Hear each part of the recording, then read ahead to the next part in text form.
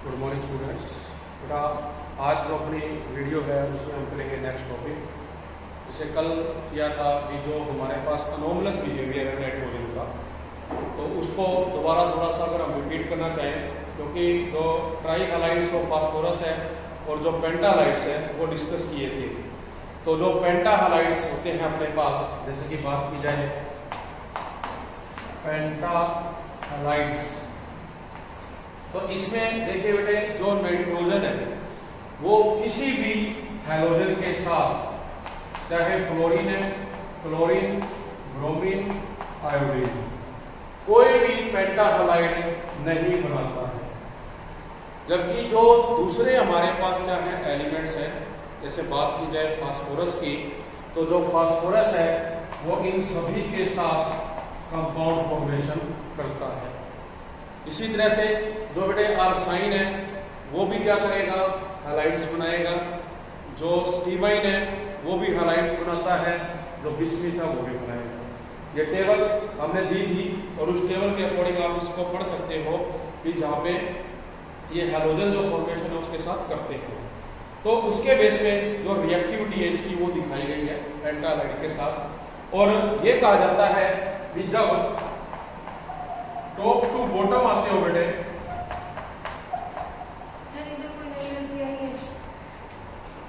तो इसमें क्या होता है बेटे, जब टॉप से बॉटम जाते हैं तो जो +3 ऑक्सीडेशन स्टेट है वो स्टेबल होती जाती है, जबकि जो +5 ऑक्सीडेशन स्टेट है वो चेंज हो जाती है।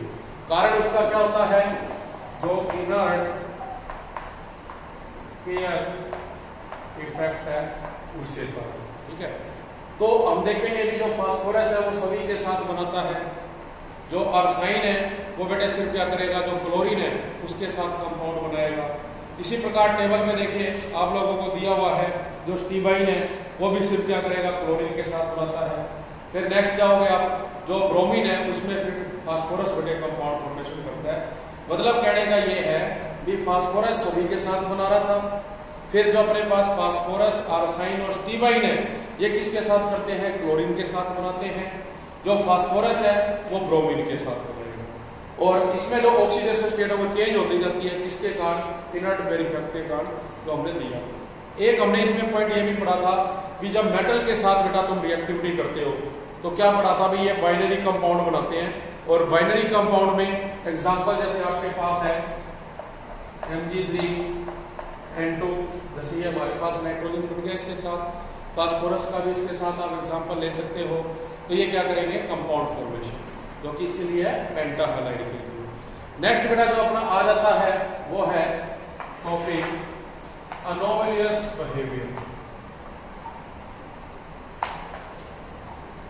Behaviour of nitrogen. जो नाइट्रोजन है बेटे वो अपने बाकी मेंबर से क्या करता है, अनोमलस बिहेवियर शो करता है। आपको पता है, हम पहले भी कई बार कर चुके हैं। कारण उसका अगर पूछा जाए तो आप बताओगे, एक तो स्मॉल साइज होता है देखो नाइट्रोजन का, दूसरा बेटे आपको पता है absence of d orbital, nitrogen में डी ऑर्बिटल नहीं होता।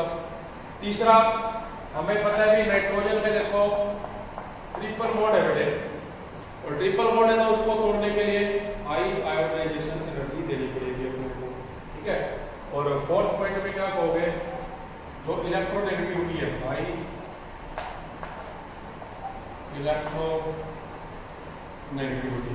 तो ये 4 पॉइंट तो हम इसमें लेते ही लेते हैं। ठीक है, वो इसके बाद इसके अंदर कुछ और भी पॉइंट है जिनके बारे में बेटा हमने क्या करना है, इसमें स्टडी करना है। ठीक है, क्या क्या होंगे बेटे वो पॉइंट जो आप इसके अंदर, इनके अलावा अनदर जो पॉइंट है स्टडी करोगे।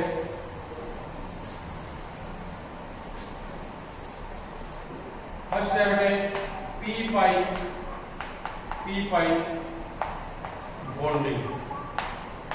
पी पाई बॉन्डिंग आपको बेटा बताई थी पहले भी। जो अपने पास नाइट्रोजन है और आप क्या लेते हो, N2 मॉलिक्यूल लेते हो, तो इसमें एक नाइट्रोजन का जो p ऑर्बिटल है दूसरे नाइट्रोजन के p ऑर्बिटल के साथ शेयरिंग करके क्या करेगा, पी पाई मल्टीपल बॉन्ड बनाएगा। क्योंकि जो हमारे पास N2 है इसमें एब्सेंस ऑफ डी ऑर्बिटल है बेटे, और जब डी ऑर्बिटल इसमें एब्सेंस है तो वो और कोई बेटे बॉन्डिंग कर ही नहीं सकता। तो अब क्या कहेंगे, वो पी पाई जो है ऑर्बिटल बनाएगा। एग्जांपल के लिए अगर हम ड्रा करें, आप इस तरह से ज्योमेट्री बनाते हो, ये एक हमारे पास क्या है, एक एन एटम के लिए, इसमें अगर आप एक्सिस दिखाओगे, जैसे ये 2px है, ये 2py है और ये 2pz हो गया नाइट्रोजन एटम के लिए। दूसरी एक और बनाते हो,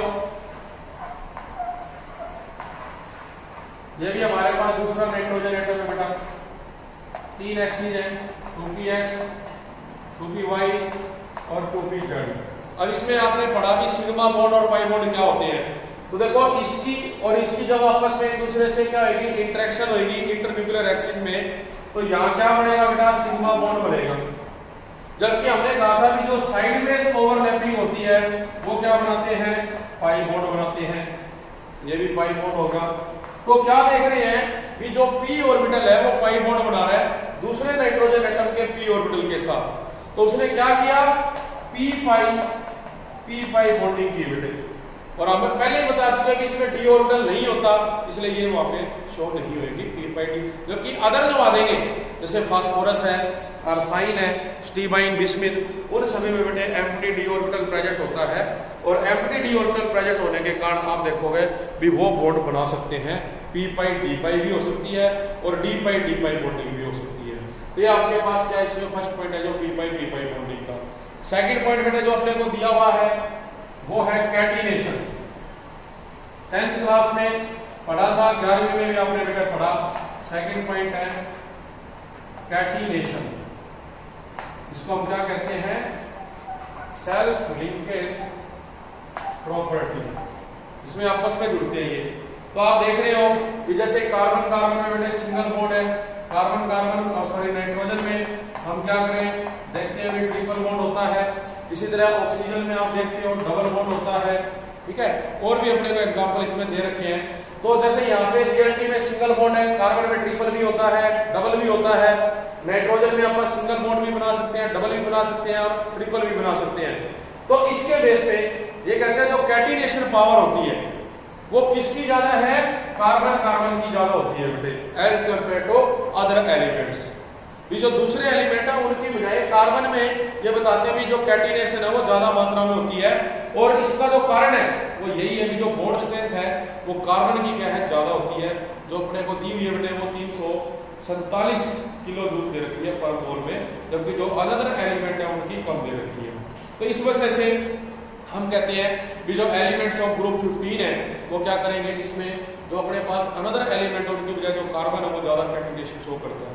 आप देखते हैं कि जो फास्फोरस है वो P4 की फॉर्म में एग्जिस्ट करता है।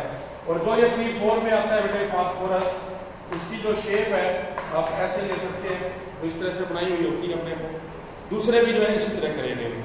फिर एक इसमें जैसे आ जाता है अपने पास सोडियम अजाइड है, नाइट्रोजन सोडियम के साथ जुड़ा हुआ है, तो वहां पर भी जो नाइट्रोजन 3 नाइट्रोजन आपस में जुड़ेंगे वो क्या शो करते हैं, कैटिनेशन शो करते हैं। थर्ड पॉइंट आ जाता है इसके अंदर मैक्सिमम कोवेलेंसी का, ये भी पढ़ा हुआ है मैक्सिमम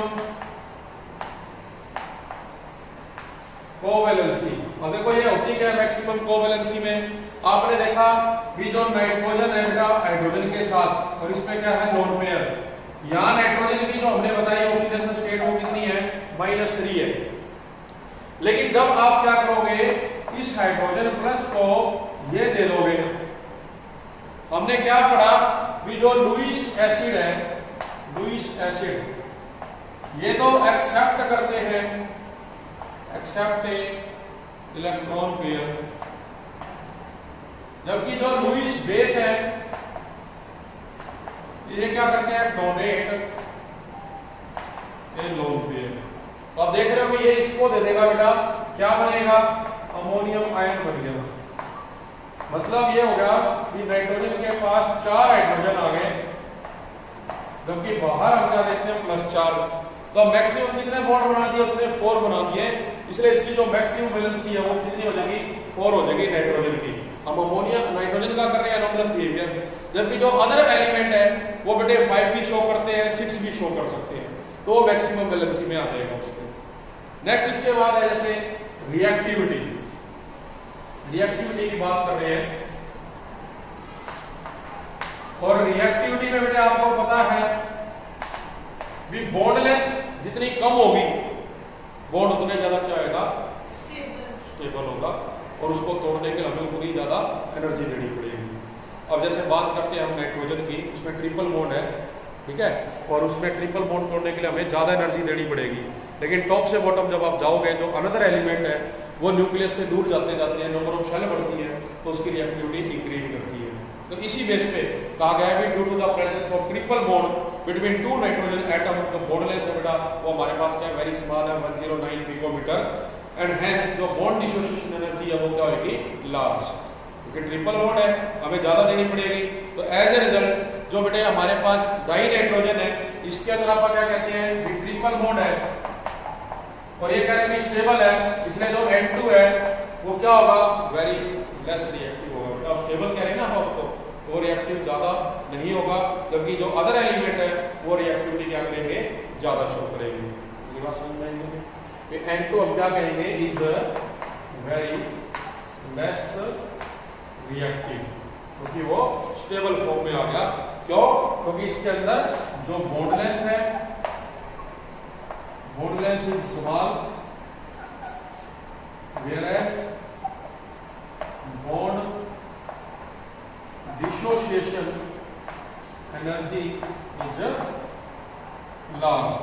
जो bond dissociation energy है उसको क्या चाहिएगी, लार्ज अमाउंट में चाहिएगी। फिर आ जाता है नेक्स्ट पॉइंट बेटे, फिफ्थ पॉइंट इसमें दिया हुआ है डी पाई पी पाई बॉन्डिंग, डी पाई पी पाई बॉन्डिंग, और ये पहले ही हम पढ़ चुके हैं कि डी ऑर्बिटल होना चाहिए इसके लिए, तो अपने पास तो नाइट्रोजन में तो है नहीं, जो दूसरे एलिमेंट है उनमें डी ऑर्बिटल प्रेजेंट होता है। एग्जांपल लेते हो फास्फोरस का, जो किसके साथ शेयरिंग करे, क्लोरीन के साथ शेयरिंग करे, तो हम आप डी ऑर्बिटल की किससे करवा सकते हैं, पी ऑर्बिटल से शेयरिंग करवा सकते हैं। तो एग्जांपल में देखो कहा due to the absence of d orbital in valence shell nitrogen can not form d pi p pi multiple bond, मतलब वो डी पाई मल्टीपल बॉन्ड नहीं बनाता। इसका मतलब जो हमारे पास बॉन्ड है, जैसे आप ये कह रहे हो R3N डबल बॉन्ड O, जैसे कि एक ये बॉन्ड इसने अपने को दे दिया, इसी प्रकार से एक फार्मूला उसने दे रखा है R3N डबल बॉन्ड CH2, एक ये दे दिया। तो यहाँ पे क्या होगा, सिर्फ पी पाई बनेगा, क्योंकि ऑक्सीजन में भी पी ऑर्बिटल है, नाइट्रोजन में भी पी ऑर्बिटल है, कार्बन में भी पी है, नाइट्रोजन में भी पी है, डी ऑर्बिटल है ही नहीं इनके अंदर। लेकिन इसके अलावा जबकि कहते हैं दूसरे जो एलिमेंट है जिनमें डी ऑर्बिटल प्रेजेंट होता है बेटा, वो इसके अलावा दूसरे कंपाउंड बनाएंगे, जैसे कि हमने जो एग्जांपल में जो दिया है, जैसे इसकी जगह पे अब तुम क्या ले लो, फास्फोरस ले लो, इसकी जगह पे भी क्या ले लो, फास्फोरस ले लो। अब क्या होगा, इसमें तो डी ऑर्बिटल है, ऑक्सीजन में क्या होगा, पी ऑर्बिटल, इसमें भी बेटा डी ऑर्बिटल है, इसमें क्या है, पी ऑर्बिटल। तो वो आपस में क्या करेंगे, शेयरिंग करेंगे। तो जब शेयरिंग होगी तो क्या बनेगा, डी पाई पी पाई मल्टीपल बॉन्ड बनेगा, ठीक है। इसके बाद नेक्स्ट है जैसे नॉन मेटालिक कैरेक्टर, ये आपने पढ़ाई है बेटे कि जो नाइट्रोजन है उसकी इलेक्ट्रोनेगेटिविटी ज्यादा होती है, और जो अपने पास नाइट्रोजन है वो एक क्या है, नॉन मेटालिक कैरेक्टर शो करता है, बिकॉज जब हम लेफ्ट से राइट जाते हैं तो जो मेटालिक कैरेक्टर है वो डिक्रीज होता है, जो नॉन मेटालिक कैरेक्टर है वो इंक्रीज होता है। जबकि टॉप टू बॉटम जाते हो तो आप क्या कहते हो कि मेटालिक कैरेक्टर इंक्रीज होगा। तो अपने पास जैसे नाइट्रोजन है, फास्फोरस, आर्साइन, स्टीबाइन और बिस्मिथ, यहां तक तुम कहते हो कि ये नॉन मेटल है बेटे, इसको हम क्या कहते हैं, मेटलॉइड्स है, और ये किस में आ जाएंगे, मेटल्स में आ जाएंगे। तो टॉप टू बॉटम जा रहे हैं, जो मेटालिक कैरेक्टर वो इंक्रीज करेगा, मतलब नॉन मेटालिक डिक्रीज करेगा। तो ये क्या है, नॉन मेटालिक कैरेक्टर शो कर रहे हैं, ये डिक्रीज होता जा रहा है टॉप टू बॉटम, जबकि बिस्मिथ जब आएगा तो मेटालिक कैरेक्टर आप क्या कहोगे, इंक्रीज करता है। नेक्स्ट इसके बाद है बेटा जैसे अपने पास ये पॉइंट छठा था आपका, 6 पॉइंट था नॉन मेटालिक कैरेक्टर। 7 पॉइंट जो अपने पास बेटे आ जाता है इसमें एनोमलस बिहेवियर में formation of try negative ion, ये ट्राई नेगेटिव आयन बनाते हैं। तो इसमें तो आपको पता ही है कि जो बेटे नाइट्रोजन है इसके ऊपर क्या है, नेगेटिव चार्ज है, ठीक है। तो due to small size and high electronegativity of nitrogen ये ट्राई नेगेटिव आयन बनाएगा, और ये जो टेंडेंसी है वो लेस होती है किसमें, फास्फोरस में, क्यों? क्योंकि वहां पे बेटे डी ऑर्बिटल प्रेजेंट है। हम क्या कह रहे हैं, 7वां पॉइंट है formation of try negative ion. आप देखते हैं अमोनिया नाइट्रोजन में क्या है, -3 चार्ज है बेटे, जबकि इसमें डी ऑर्बिटल नहीं है, लोन पेयर है। मैक्सिमम जो वैलेंसी शो कर रहा है वो 4 की शो कर रहा है। जबकि आप इसमें जानते हो फास्फोरस में ये एक 2 प्रकार के कंपाउंड बनाते हैं, PCl3 और PCl5।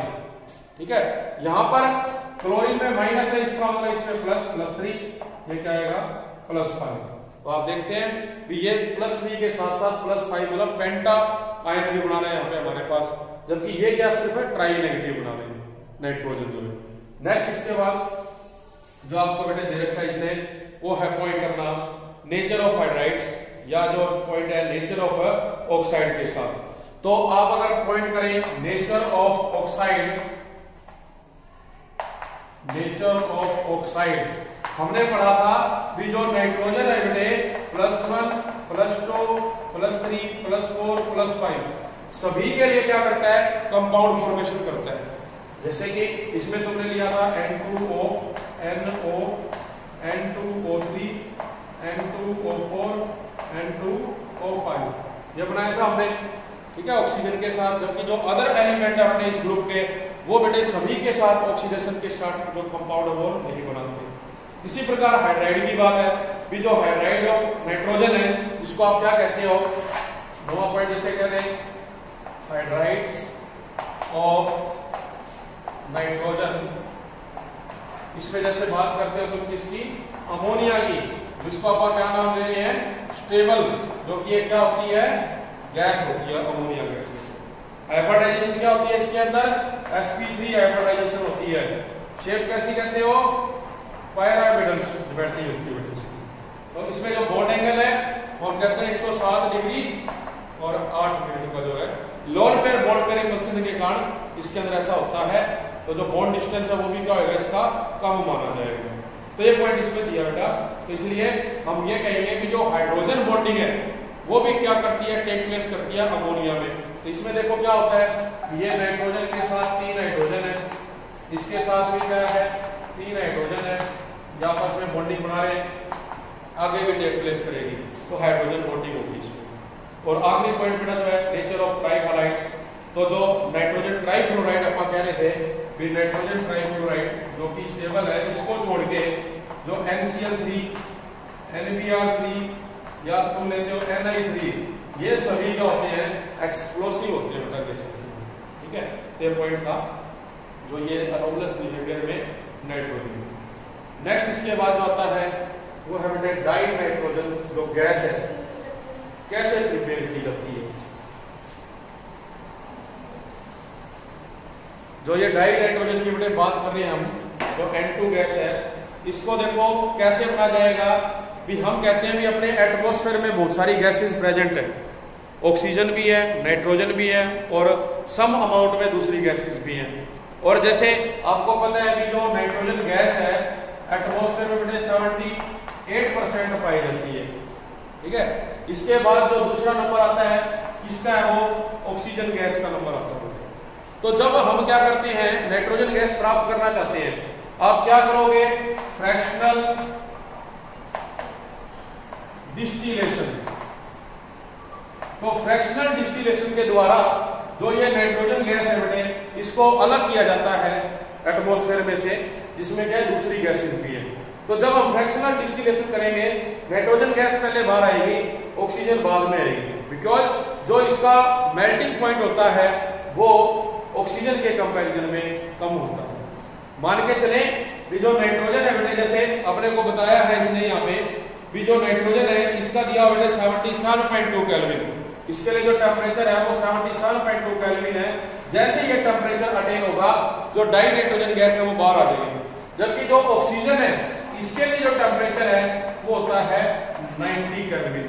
तो देखो वो ज्यादा है, ये कम है, तो ये अपने को पहले ही बाहर मिलेंगे बेटे, किसके द्वारा, फ्रैक्शनल डिस्टिलेशन के द्वारा। तो ये एक इसने मेथड अपने को दिया हुआ है। ठीक है, इसको नाम क्या दोगे, कमर्शियल। जो हमारे पास क्या है, प्रिपरेशन ऑफ डाई नाइट्रोजन, हमें ज्यादा मात्रा में चाहिए तो हमने एटमॉस्फेयर से क्या किया, इसको डिस्टिल आउट करवाया अलग अलग तरीके से। लेबोरेटरी में बनाने के लिए कहते हैं अलग अलग मेथड यूज करने पड़ते हैं। जैसे कि एक है इसमें थर्मल डीकंपोजिशन। तो हम थर्मल डीकंपोजिशन करेंगे इसकी, जो अमोनियम क्लोराइड होता है इसके साथ जो नाइट्रस एसिड होता है NaNO2। तो अमोनियम क्लोराइड को तुम क्या करोगे, जो अमोनियम क्लोराइड है इसको डालोगे NaNO2 के अंदर। तो क्या देखोगे कि जो सोडियम है इस अमोनियम को बेटे क्या करेगा, ऐसे रिप्लेस करेगा, तो ये बनेगा NaCl प्लस।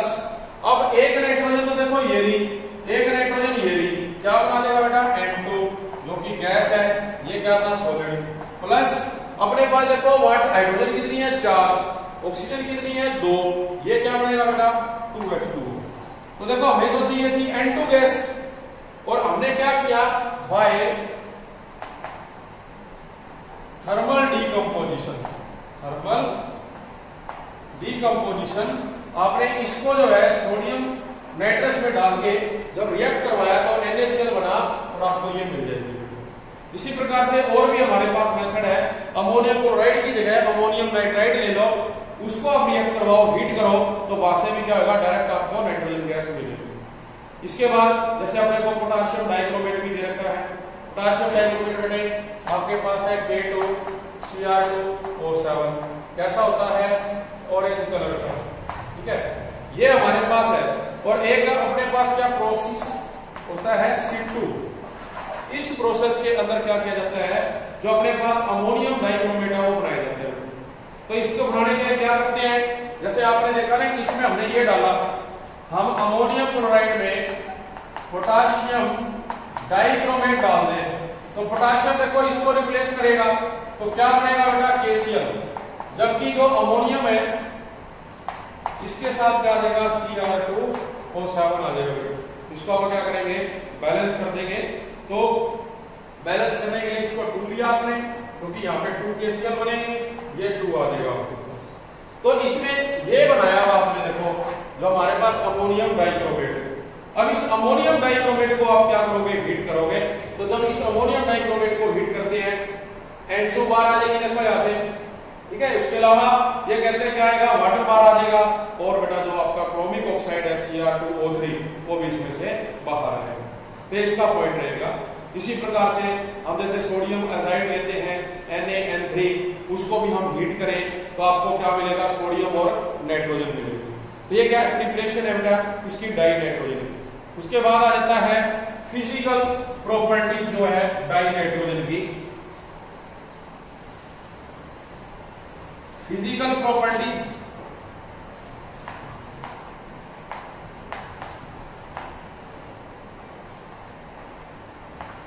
ऑफ N2, ठीक है। क्या है बेटे, कलरलेस है, ठीक है। जो N2 गैस है ये कलरलेस होती है। इसी प्रकार से हम कहेंगे टेस्टलेस भी होती है और नॉन टॉक्सिक है। क्या लिख सकते हो इसको, नॉन टॉक्सिक, टेस्टलेस, कलरलेस कह सकते हैं। दूसरा पॉइंट आपने देखा भी जो नाइट्रोजन है वो जो अदर गैसेज है उससे पहले हम उसको क्या करते हैं, एक्सट्रैक्ट कर लेते हैं।